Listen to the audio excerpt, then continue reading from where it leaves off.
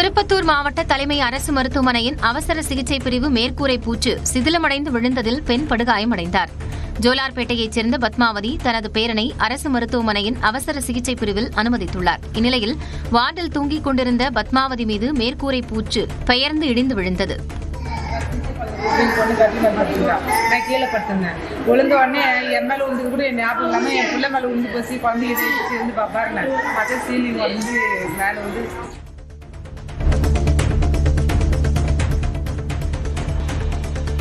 இந்தியாவில் 5 பேரில் ஒருவர் விலை உயர்ந்த செல்போனை பயன்படுத்துவதாக தகவல் வெளியாகியுள்ளது. விலை உயர்ந்த செல்போன்களின் விற்பனையில் உலக அளவில் இந்திய சந்தை பிரமிக்கத்தக்க வளர்ச்சி அடைந்திருப்பதாகவும் குறிப்பிடப்பட்டுள்ளது. குறிப்பாக 30,000 ரூபாய்க்கு மேலான செல்போன்களை வாங்குவோரின் எண்ணிக்கை பன்மடங்கு அதிகரித்திருப்பதாகவும் ஆய்வு முடிவுகளில் தெரியவந்துள்ளது. இந்தியாவில் ஆப்பிள் ஐபோன் 16 மாடல் மிகப்பெரிய வரவேற்பை பெற்றதற்கு இதுவும் ஒரு காரணம் என்று கூறப்படுகிறது. டெல்லியில் சாலையோரம் உயிருக்கு போராடிக் கொண்டிருந்த ஒருவரிடம் அவ்வழியாக பைக்கில் வந்த நபர் ஒருவர் செல்போன் திருடிச் செல்லும் அதிர்ச்சி சிசிடிவி காட்சி வெளியாகியுள்ளது. வலிப்பு அல்லது மாரடைப்பால் அவர் சுயநினைவை இழந்து சாலையில் விழுந்திருக்கலாம் என கூறப்படும் நிலையில் இந்த செல்போன் திருட்டுச் சம்பவம் நிகழ்ந்துள்ளது. உயிருக்கு போராடியவர் பின்னர் உயிரிழந்த நிலையில் இச்சம்பவம் குறித்து விசாரணை நடைபெற்று வருகிறது.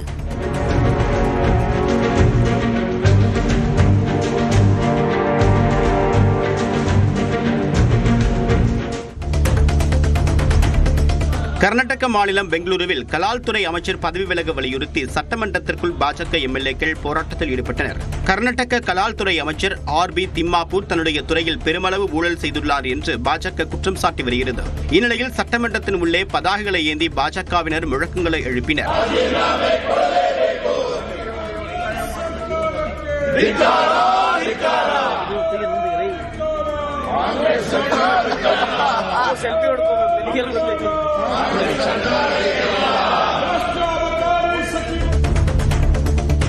கடலூர் மாவட்டம் நெல்லிக்குப்பத்தில் பள்ளிக்கு மாணவர்கள் தாமதமாக வந்ததாக கூறி தலைமை ஆசிரியர் மாணவர்களை பெரும்பால் தாக்கும் காட்சி வெளியாகி அதிர்ச்சியை ஏற்படுத்தியுள்ளது. நெல்லிக்குப்பத்தில் இயங்கி வரும் அரசு நிதி உதவி பெறும் பள்ளிக்கு மாணவர்கள் தாமதமாக வந்ததாக கூறப்படுகிறது. இதனால் 50க்கும் மேற்பட்ட மாணவர்களை வரிசையாக முழங்கால் முட்டியிட வைத்து தலைமை ஆசிரியர் ஆனந்த பாஸ்கரன் பெரும்பால் அடித்துள்ளார். இந்த காட்சிகள் வெளியான நிலையில் தலைமை ஆசிரியர் மீது நடவடிக்கை எடுக்க கோரிக்கை எழுந்துள்ளது.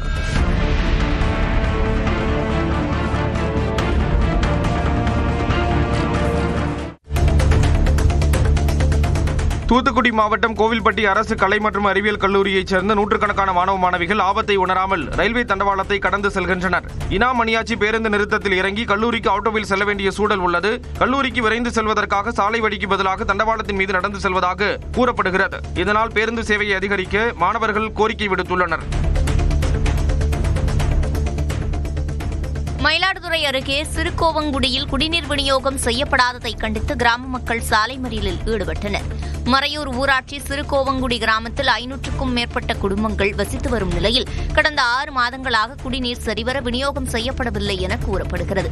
இதுகுறித்து ஊராட்சி ஒன்றிய நிர்வாகத்திடம் பலமுறை புகார் அளித்தும் நடவடிக்கை எடுக்காததால் ஆத்திரமடைந்த அப்பகுதி மக்கள் மயிலாடுதுறை திருவாரூர் சாலையில் மறியல் போராட்டத்தில் ஈடுபட்டனர்.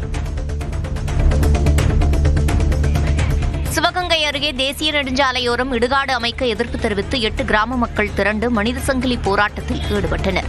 முத்துப்பட்டி ஊராட்சியில் கிறிஸ்தவ மற்றும் இஸ்லாமிய மக்களுக்கு 2 ஏக்கர் நிலம் ஒதுக்கி இடுகாடு அமைக்க அரசாணை வெளியிடப்பட்டது. இந்நிலையில் அந்த இடம் பிரதான சாலை மற்றும் கோயில் அருகே உள்ளதாக கூறி மாற்று இடம் வழங்க கோரி முத்துப்பட்டி முதல் சிவகங்கை வரை 300க்கும் மேற்பட்டோர் 2 கிலோமீட்டர் தூரத்திற்கு வரிசையாக நின்று எதிர்ப்பை வெளிப்படுத்தினர்.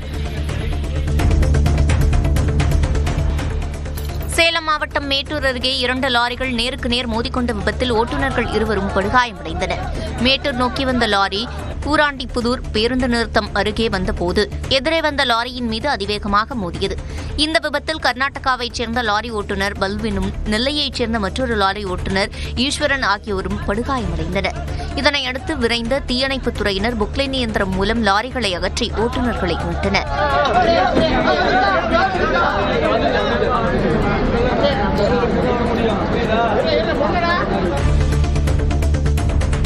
பழனி தாளையம் பைபாஸ் சாலையில் தடுப்பில் மோதி கார் விபத்துக்குள்ளானது. கோவை வடபள்ளி பகுதியை சகோதரர்கள் பழனிமலை கோயிலில் சாமி தரிசனம் செய்த பின் பழனி திண்டுக்கல் விரைவு நெடுஞ்சாலையில் கோவை நோக்கி சென்றனர். ஓட்டுநர் சற்று கண்ணயர்ந்ததால் சாலையோர தடுப்பில் மோதி கட்டுப்பாட்டை இழந்து சாலையில் 2 முறை உருண்டு கார் சேதமானது.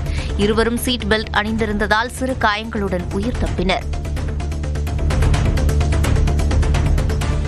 கோவை மாவட்டத்தில் கனிம வளங்கள் சட்டவிரோதமாக கொண்டு செல்லப்படுவதை கண்காணிக்க 132 நுண்ணறிவு திறன் கொண்ட AI கேமராக்கள் முக்கிய இடங்களில் பொருத்தப்பட்டுள்ளன. இதற்காக மாவட்ட ஆட்சியர் அலுவலகத்தில் 24 மணி நேர கண்காணிப்பு அறை திறக்கப்பட்டுள்ளது. கனிம கடத்தல் குறித்த புகார்களை கட்டணமில்லா எண்ணிலும் கோவை மைனிங் சர்வைலன்ஸ் மொபைல் செயலி மற்றும் இணையதளம் மூலமும் பொதுமக்கள் தெரிவிக்கலாம் என்று தெரிவிக்கப்பட்டுள்ளது. நெல்லையப்பர் கோயிலில் சமபந்தி விருந்தில் நரிக்குறவ சமூக சிறார்களுக்கு அனுமதி மறுக்கப்பட்டதாக குற்றச்சாட்டு எழுந்த நிலையில் சிசிடிவி ஆதாரத்தை கோயில் நிர்வாகம் வெளியிட்டுள்ளது. நெல்லையப்பர் கோயிலில் முன்னாள் முதலமைச்சர் அண்ணா நினைவு தினத்தையொட்டி சமபந்தி விருந்து நடைபெற்றது. அப்போது டேவிட் என்பவர் நரிக்குறவ சமூக சிறார்களை உள்ளே அழைத்து வந்த நிலையில் உணவு முடிந்துவிட்டது என கோயில் ஊழியர் அவரிடம் கூறியுள்ளார். கோயில் ஊழியர் திட்டி வெளியே அனுப்பியதாக சமூக வலைதளங்களில் தகவல் பரவிய நிலையில் சுமார் 900 நபர்களுக்கு உணவு வழங்கப்பட்டதாகவும் உணவு காலியான தாமதமாக வந்த நபர்களுக்கு உணவு வழங்க முடியவில்லை என கோயில் நிர்வாகம் விளக்கம் அளித்துள்ளது. ராமேஸ்வரம் அக்னி தீர்த்த கடற்கரையில் ஒரே நாளில் 3 பேரை மாடுகள் முட்டியதால் பக்தர்கள் அதிர்ச்சியடைந்தனர். சென்னையைச் சேர்ந்த 80 வயது முதியவர் ஒருவர் காலில் எலும்பு முறிவு ஏற்பட்டு மருத்துவமனையில் அனுமதிக்கப்பட்டுள்ளார். இதேபோல் கேரளாவைச் சேர்ந்த 2 பெண் பக்தர்களும் காயமடைந்தனர். பக்தர்கள் அகத்திக்கீரை கொடுப்பதால் அப்பகுதியில் மட்டும் 40க்கும் மேற்பட்ட மாடுகள் சுற்றித் திரிவதாக கூறப்படும் நிலையில் கால்நடைகளை அகற்ற நடவடிக்கை எடுக்க வேண்டும் என பொதுமக்கள் கோரிக்கை விடுத்துள்ளனர். தாவேக தலைவர் விஜயை அரசியல் தலைவராக இன்றி இன்னும் நடிகராகவே மக்கள் பார்ப்பதாக பாஜக நிர்வாகி குஷ்பு விமர்சித்திருக்கிறார். தாவேக 3ஆம் ஆண்டு விழாவில் விஜய் நடனமாடியதை குறிப்பிட்டு குஷ்பு இதனை கூறியிருக்கிறார். நாகரிகம்னு ஒன்று இருக்கு, மேடை நாகரிகம்னு ஒன்று இருக்கு. இப்போ நீங்க மேடையில் ஒரு சாதாரணமாக ஹீரோ மாதிரி நீங்க போய் ஆடினீங்கன்னா அது வேற மாதிரி போகும். ஒரு கட்சியோட தலைவருங்கிறது முறையில், பட் அது ப்ராபப்ளி அவருடைய ஸ்டைல் இருக்குது, அது விஜயோட ஸ்டைல் இருக்குது. மக்கள் விஜய் என்னத்தான் ஒரு தலைவர் இருந்தாலும் விஜய் ஒரு நடிகர், ஒரு மிகப்பெரிய டான்ஸர் அப்படி தான் பார்க்குறாங்க. அது அவருடைய தனிப்பட்ட கருத்து. நான் என்னால் சொல்லிக்கிறதுக்கு எனக்கு சொல்லிக்கிறதுக்கு ஒன்றுமே இல்லை. கூட்டணி குறித்து பொறுமையாக யோசித்து முடிவெடுப்போம் என தேமுதிக பொதுச் செயலாளர் பிரேமலதா விஜயகாந்த் கூறியிருக்கிறார்.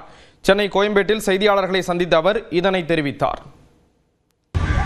நாங்கள் பொறுமையாக யோசித்து எங்களுடைய கட்சிக்கும் எதிர்காலத்துக்கும் எது நல்லதுன்னு நாங்கள் யோசித்து முடிவெடுக்கிறோம், அவ்வளோதான். ஏன்னா இன்னும் நான் பல முறை சொன்னதை மீண்டும் என்ன சொல்ல வைக்கிறீங்க. இன்னும் தேர்தல் தேதி அறிவிக்கலை, ஓட்டர் லிஸ்ட் ஃபைனல் லிஸ்ட்டு இன்னும் வெளியிடலை, அதே மாதிரி தேர்தலுக்கான தேதி அறிவிக்கலை. இன்றைக்கி இருக்கின்ற 2 பெரிய கட்சிகள் அவங்களுடைய கூட்டணியை இன்னும் இறுதி செய்யலை. அப்படி எல்லாமே இருக்கிறப்போ தேமுதிகவை மட்டும் ஏன் தொடர்ந்து இந்த கேள்வி கேட்குறீங்கன்றதான் எனக்கு புரியல. நான் பல முறை சொல்லிட்டேன், உரிய நேரத்தில் உரியபடி நாங்கள் அறிவிப்போம். மணிப்பூரில் புதிய முதலமைச்சர் தேர்வு செய்யப்பட்ட நிலையில் அங்கு ஓராண்டு நீடித்த குடியரசுத் தலைவர் ஆட்சி திரும்ப பெறப்பட்டது. மணிப்பூரில் 2023ஆம் ஆண்டு குக்கி இன மக்களுக்கும் மெய்தி இனத்தவருக்கும் நடந்த மோதலை தொடர்ந்து வன்முறை வெடித்தது. வன்முறை சம்பவங்களை கட்டுப்படுத்த தவறியதாக பாஜக அரசுக்கு வழங்கி வந்த ஆதரவை தேசிய மக்கள் கட்சி திரும்ப பெற்றது. தொடர் நெருக்கடியால் முதலமைச்சர் பிரேன் சிங் தனது பதவியை ராஜினாமா செய்தார். இதனால் கடந்த ஆண்டு பிப்ரவரி 13ஆம் தேதி மணிப்பூரில் குடியரசுத் தலைவர் ஆட்சி அமல்படுத்தப்பட்டது. விரைவில் குடியரசுத் தலைவரின் ஆட்சி ஓராண்டை நிறைவு செய்யும் நிலையில் புதிய முதலமைச்சராக பதவியேற்க பாஜகவின் எம்னம் கெம்சந்த் சிங் தேர்வு செய்யப்பட்டார். மணிப்பூர் ஆளுநர் அஜய்குமார் பல்லாவை சந்தித்து ஆட்சி அமைக்க எம்னம் கெம்சந்த் சிங், மெய்தி மற்றும் குக்கி இன பிரதிநிதிகள் உள்ளிட்டோர் உரிமை கோரினர். இதையடுத்து மணிப்பூரில் ஓராண்டாக நீடித்த குடியரசுத் தலைவரின் ஆட்சி திரும்ப பெறப்பட்டதாக மத்திய உள்துறை அமைச்சகம் அறிவிப்பு வெளியிட்டுள்ளது. வரும் புதன்கிழமை மணிப்பூர் முதலமைச்சராக எம்னம் கெம்சந்த் சிங் பதவியேற்க திட்டமிட்டுள்ளார்.